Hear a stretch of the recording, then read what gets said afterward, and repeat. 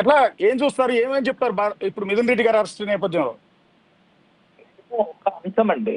ఇప్పుడు మిథున్ రెడ్డి గారికి అసలు ఈ లిక్కర్ స్కామ్ అనే దాన్ని అంశాన్ని ఎట్లా ముడిపెడతారో అని అడుగుతున్నా. ఇప్పుడు ఒకటే పాయింట్ అండి. ఇప్పుడు చంద్రబాబు నాయుడు గారు యొక్క కక్ష సాధింపు తారాస్థాయికి చేరింది. ఇప్పుడు ఎందుకు ఇప్పుడు మనీ ట్రైల్ అయిందా? ఇప్పుడు ఏ మనీ ఎక్కడ డబ్బులు పట్టుకున్నారు ఇవన్నీ ప్రూవ్ చేయాలి కదా. ఏదో ఒక ముగ్గురు అధికారులను బెదిరించి వాళ్ళు తీసుకుని వచ్చి వాళ్ళతో ఏదో ఒక బెదిరించి వాంగ్మూలం తీసుకుని మిథున్ రెడ్డి గారికి సంబంధం ఉంది, జగన్మోహన్ రెడ్డి గారి చుట్టూ ఎవరైతే ఉన్నారో వాళ్ళందరినీ అరెస్ట్ చేయాలని ఒక సంకల్పం కింద చేస్తా ఉన్నారు వీళ్ళు. ఇప్పుడు క్లియర్ గా పెద్దిరెడ్డి రామచంద్రారెడ్డి గారు కాలేజ్ దగ్గర నుంచి చంద్రబాబు నాయుడు గారికి రైవల్టీ ఉంది. ఆయన కొడుకుని అరెస్ట్ చేస్తే ఏదో రకంగా అది ఒక ఆనందం, సొంత ఆనందం అనుకోవాలా మరి ఏంటో. ఇప్పుడు అడుగుతున్నప్పుడు మిథున్ రెడ్డి గారికి ఏం సంబంధం ఉంది, ఎట్లా ప్రూవ్ చేశారు? ఇప్పుడు ఈ 13 నెలలు ఏంటంటే వీళ్ళు గవర్నమెంట్ లోకి వచ్చి ఒకవేళ నిజంగానే కనుక ఒకవేళ ఈ లెక్కర్ స్కామ్ అనేది స్కామే కనుక ఉంటే అందులో మిథున్ రెడ్డి గారికి ఏ సంబంధం ఉంది అనేది ప్రూవ్ చేయాలి కదా. ఇప్పుడు మనీ ట్రయల్ జరిగిందా ఇప్పుడు దాకా? మనీ ట్రయల్ జరగలే. నేను ఒక్కసారి 2 ఎగ్జాంపుల్స్ తీసుకున్నామండి. ఇప్పుడు స్కిల్ డెవలప్మెంట్ కేసు ఉందండి. స్కిల్ డెవలప్మెంట్ కేసులో నేరుగా చంద్రబాబు నాయుడు గారి పాత్ర ఉంది అని చెప్పేసి ఆ 370 కోట్ల రూపాయలు రాష్ట్ర ఖజానా నుంచి రిలీజ్ చేయమన్నారు చంద్రబాబు నాయుడు గారు. క్యాబినెట్ నోట్ ఉంది అందులో. అప్పుడు ఉన్న ప్రిన్సిపల్ సెక్రటరీ అధికారి ఎవరైతే ఉన్నారో with the orders of CM అని చెప్పి ఆయన క్లియర్ గా కన్ఫర్మ్ చేసి ఆ 370 కోట్లు రిలీజ్ చేశారు. అట్లాగా ఇప్పుడు మీరు చెప్పే ఈ లిక్కర్ అనే స్కామే కనుక ఉంటే దానికి ఏమి ఆధారాలు ఉన్నాయి బయట పెట్టాలి కదా. ఇప్పుడు 13 నెలలు అయింది. 13 నెలల్లో మీరు ఏం ఇన్వెస్టిగేషన్ చేశారు? మీ దగ్గర ఉన్న ఏదైతే ఏజెన్సీస్ ఉన్నాయో సిఐడి కానీ పోలీస్ యంత్రాంగం కానీ దాన్ని పెట్టుకుని కక్ష సాధింపే కదా చేసేది. ఇప్పుడు అసలు ఒకవేళ సీఎంఓ పాత్ర ఏ రకంగా ఉంది, ఒకవేళ సీఎం గారి దగ్గర ఉన్న ఓఎస్డీని లేకపోతే ఆయన సెక్రటరీ ధనంజయ రెడ్డి గారిని ఇద్దరిని అరెస్ట్ చేశారు.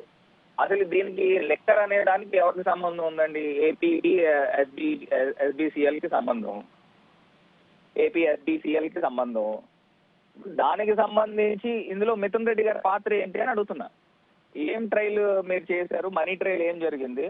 ఒక అంశం అండి. ఇప్పుడు గత 2014 నుంచి 19 దాకా చంద్రబాబు నాయుడు గారి టైంలో ఏవైతే డిస్టిలరీస్ ఇచ్చారో ఆ డిస్టిలరీసే కదా 19 నుంచి 24 దాకా ఉన్నాయి. ఇప్పుడు కొత్తగా డిస్టిలరీస్ ఏమన్నా ఒకవేళ నిజంగానే కనుక ఇందులో మీరు లెక్కర్ స్కామే జరిగితే ఇప్పుడు మిథున్ రెడ్డి గారో లేకపోతే ఇంకొకరికో సంబంధించి డిస్టిలరీస్ కి పర్మిషన్స్ ఇవ్వాలి కదా. ఎవరికి ఇచ్చారు పర్మిషన్? ఒక్కదానికి కూడా పర్మిషన్ ఇలా. అప్పుడు చంద్రబాబు నాయుడు గారి హయాంలో ఆల్ తాలూకా వాళ్ళు ఎవరైతే ఉన్నారో వాళ్లే ఉన్నారు. ఇప్పుడు వాళ్లే సప్లై చేశారు. ఇప్పుడు దీన్ని కూడా ఒక పద్ధతి ప్రకారంగా దానికి సమ్ కమిషన్ ఆఫ్ ఇండియా ఏదో ఉంది, దాని ప్రకారంగానే వీళ్ళు ఆ లిక్కర్ ఎవరి దగ్గర కొనుగోలు చేయాలి అనేది చేశారు. ఇప్పుడు ఇందులో ఎవరైనా ప్రైవేట్ పార్టీలు ఎవరైనా ఇన్వాల్వ్ అయ్యి లిక్కర్ అమ్మారండి? ఇప్పుడు ఈ కూటమి ప్రభుత్వంలో ప్రైవేట్ ప్లేయర్స్ అమ్ముతా ఉన్నారు.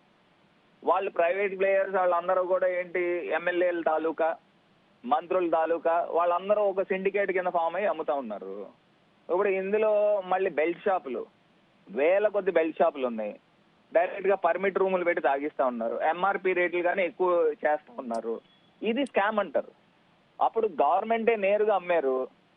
గవర్నమెంట్ ఇప్పుడు 2014 నుంచి 19 దాకా నాకు తెలిసి 16,000 కోట్లు ఎంతో సంవత్సరానికి ఆదాయం ఉండింది. అదే జగన్మోహన్ రెడ్డి గారు వచ్చిన తర్వాత సుమారుగా ఆదాయం పెరిగింది కదా, 24,000 కోట్లు ఎంతో పెరిగింది. మరి ఈ డబ్బంతా కూడా గవర్నమెంట్ ఖజానాకు వచ్చింది. స్కామ్ ఎక్కడ జరిగింది అడుగుతా ఉన్నారు స్ట్రైట్ గా. ఇక షాపులు తగ్గించారు, లిక్కర్ సేల్స్ తగ్గినాయి, కానీ ఆదాయం పెరిగింది.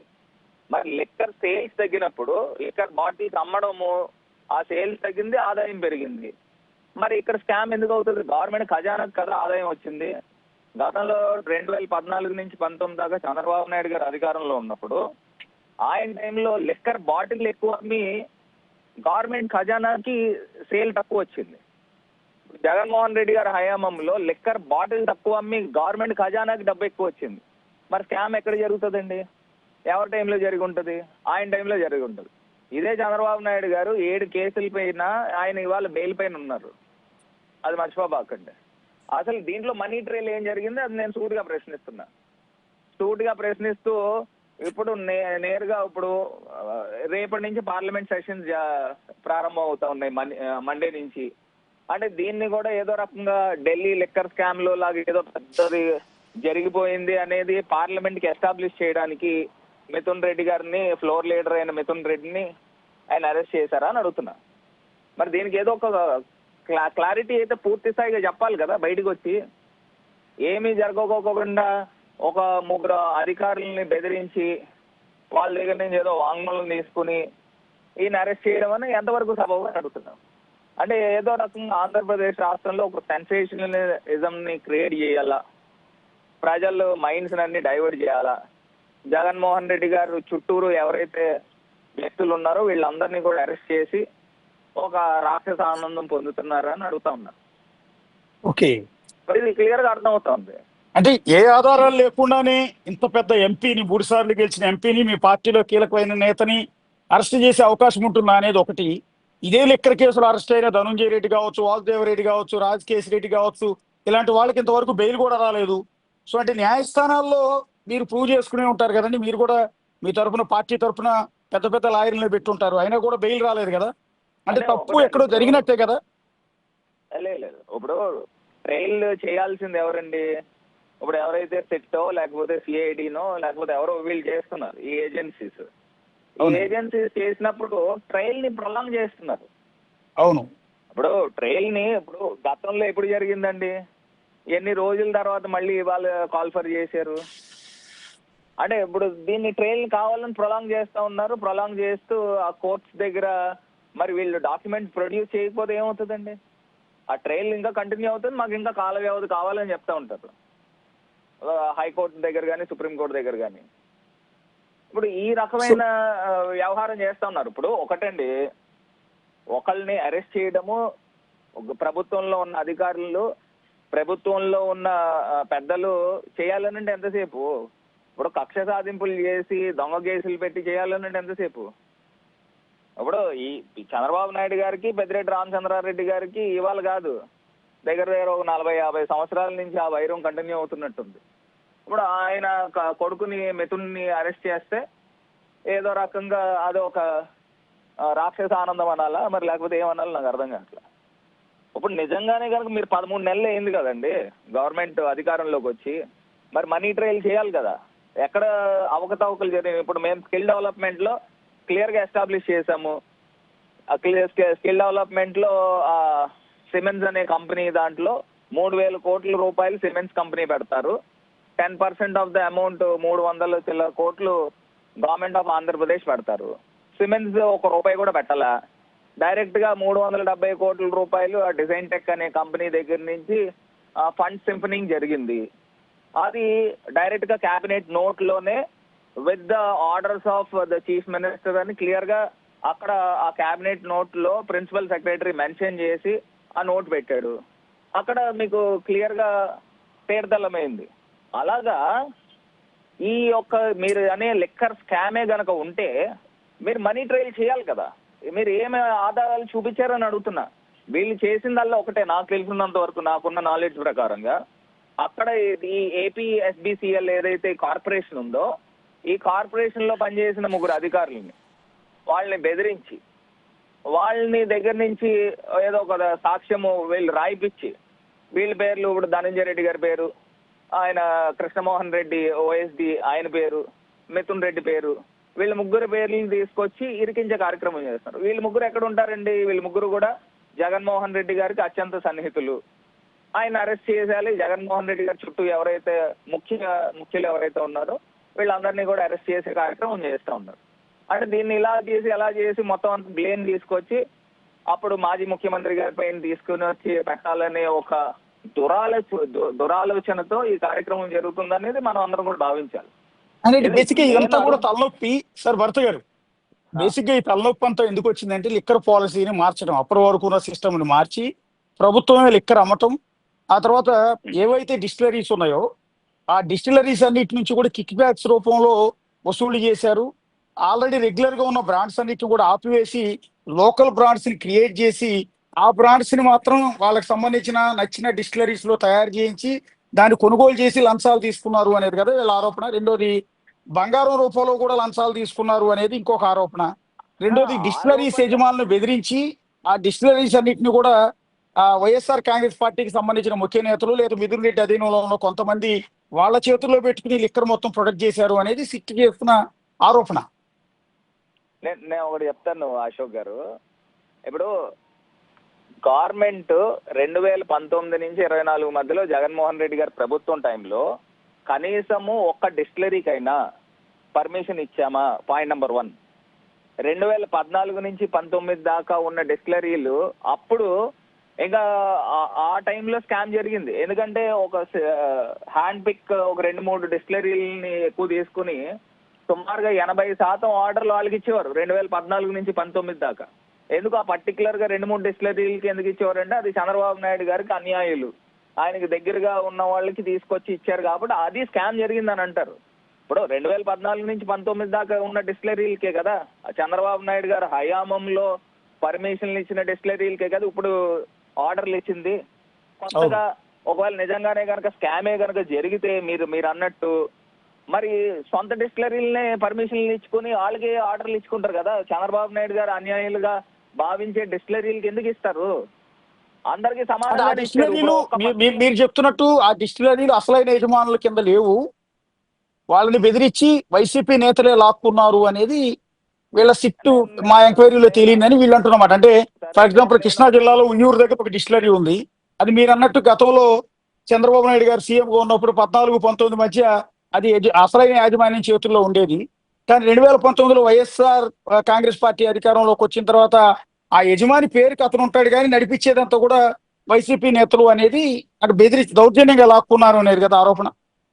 సరే, ఇప్పుడు ఆరోపణ అన్నారు. ఇప్పుడు ఎవరు రిటర్న్ గా కంప్లైంట్ ఎవరు ఇచ్చారండి? ఏ డిస్టిలరీ వాళ్ళు ఇచ్చారు చెప్పండి? అంటే ఎవిడెన్స్ కొంత కలెక్ట్ చేసుకుంటున్నారు, వాళ్ళందరూ స్టేట్మెంట్స్ కూడా తీసుకున్నట్టుంది కదా సిట్. నేను అంటున్నా ఇప్పుడు స్టేట్మెంట్, ఇప్పుడు గవర్నమెంట్ అధికారంలో ఉంది. ఇప్పుడు ఎవరైతే ఈ 3 అధికారులను బెదిరించారో అలాగే బెదిరించచ్చు కదా. ఇప్పుడు నేను అదే అంటున్నా, దొంగ కేసులు పెట్టాలంటే ఎంతసేపు అండి? ఇప్పుడు లేని దాన్ని సృష్టించి క్రియేట్ చేస్తా ఉన్నారు. ఇప్పుడు వాట్ నెక్స్ట్ అండి? ఇప్పుడు సార్ ఇప్పుడు హ్యాట్రిక్ ఎంపీ అరెస్ట్ అయ్యారు, పార్టీలో ముఖ్యమైన నేత, లోక్సభలో ప్యానెల్ స్పీకర్ గా ఉన్నారు, మీ పార్టీకి ఒక విధంగా చెప్పాలంటే రైట్ హ్యాండ్ లాంటి వ్యక్తి. ఆయన అరెస్ట్ అయిన నేపథ్యంలో పార్టీ ప్లాన్ ఆఫ్ యాక్షన్ ఏ విధంగా ఉండబోతోంది? దీన్ని ఎలా జనాల్లోకి తీసుకెళ్లబోతున్నారు? ఏ విధంగా లీగల్ ఫైట్ చేయబోతున్నారు? ఇప్పుడు ఖచ్చితంగా అండి, ఇప్పుడు ఈ 13 నెలల్లో ఇంత వ్యతిరేకత వచ్చిన ప్రభుత్వం బహుశా ఈ భారతదేశ చరిత్రలో ఏది ఉండకపోవచ్చు. అదే ఎన్ని అబద్ధాలు ఆడి ఎన్ని మోసపూరితమైన మాటలు చెప్పి వాళ్ళ అధికారంలోకి వచ్చారండి. ఇప్పుడు జగన్ గారు ఒకటి ఇస్తానంటే నేను 4 ఇస్తానని చెప్పి వాళ్ళ అధికారంలోకి వచ్చారు. ఏదో రకం ఖచ్చితంగా ప్రజా పోరాటం చేస్తాం. ఇప్పుడు మీకు ఇచ్చిన అధికారం దేనికి? మీరు ఇచ్చే ప్రామిస్లన్నీ ఫుల్ఫిల్ చేస్తారని అధికారం ఇచ్చారు.